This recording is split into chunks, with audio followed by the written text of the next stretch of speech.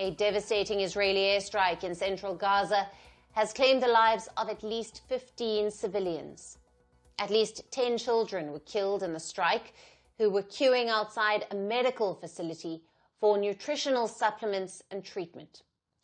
Videos emerging from the scene show bodies, many of them women and children, lying motionless in pools of blood. As panicked survivors rushed in to help, women could be seen trying to resuscitate the motionless children. Amid plumes of dust and smoke triggered by the strike, several bodies of children were retrieved from under the rubble as Palestinians mourn their kins killed in the latest Israeli strikes. The American NGO running medical facility has since suspended operations, calling the attack a blatant violation of international humanitarian law. Israel's military said the strike targeted what they called a Hamas terrorist involved in the October 7, 2023 attacks. The IDF said it regrets any harm to uninvolved individuals and is reviewing the incident. But the survivors of the strike continue to ask, what was the fault of the ones killed in the strike? And what's the fault of the ones living under a constant shadow of explosions, losses, and devastation? What is the fault of these children? There's no food or drinks. They are hungry. There is nothing that is available for children, at least to play to relieve them. Isn't it a shame that these are victims? What is the fault of children? What is the fault of their mother? She raised them well. What is their fault? These are innocent children. Where is the world to stand by us? Isn't it shameful?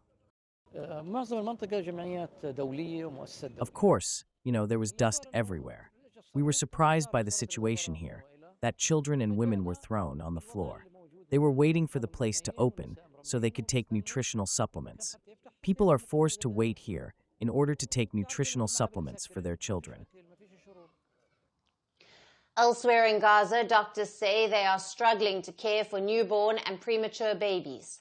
They are cramming several babies into single incubators due to crippling fuel shortages amid constant fear of being bombed. The uptick in bombing comes amid indirect ceasefire negotiations in Doha, where Israeli and Hamas representatives are discussing a 60-day pause in the war in exchange for hostages. The two sides are still negotiating aid distribution mechanisms, withdrawal of Israeli forces from Gaza, assurances on permanently ending the war, and hostage-prisoner swap. Prime Minister Benjamin Netanyahu says Israel is ready to end the war during a future ceasefire period, but only if Gaza is demilitarized. Prime Minister Netanyahu warned if all Israeli hostages are not released by Hamas, the war will continue. Obviously, we would like to rescue all of the hostages, and from our point of view, all of them are classified as humanitarian cases. I want to rescue all of them in one go. We are dealing with two stages, but the choice of who will be released is not always in our hands. We will do everything in order to maximize the number of those released in this round in the best way possible. Not everything is in our hands.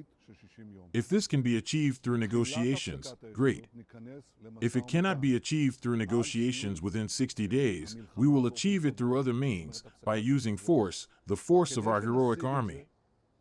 The current conflict erupted after Hamas-led attacks on October 7, 2023, which killed more than 1,200 Israelis. Since then, Israeli air and ground operations have killed over 57,000 Palestinians in Gaza, according to the territory's health ministry. More than 500 Palestinians have reportedly been shot dead while trying to access food distribution sites run by a US and Israeli-backed humanitarian group. As ceasefire talks continue in Qatar, the civilian toll in Gaza continues to rise, and families displaced multiple times over in the last 21 months of war continue to live under uncertainty and fear.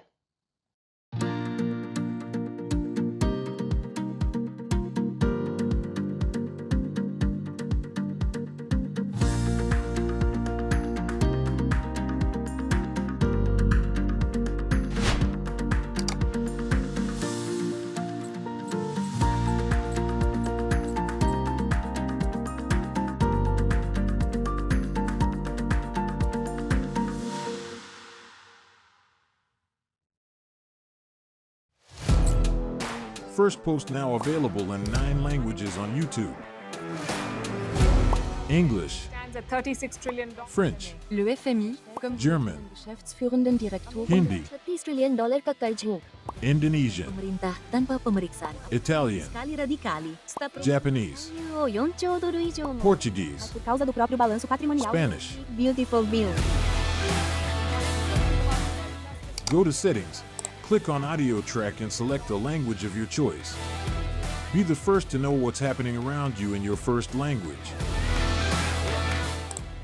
Firstpost.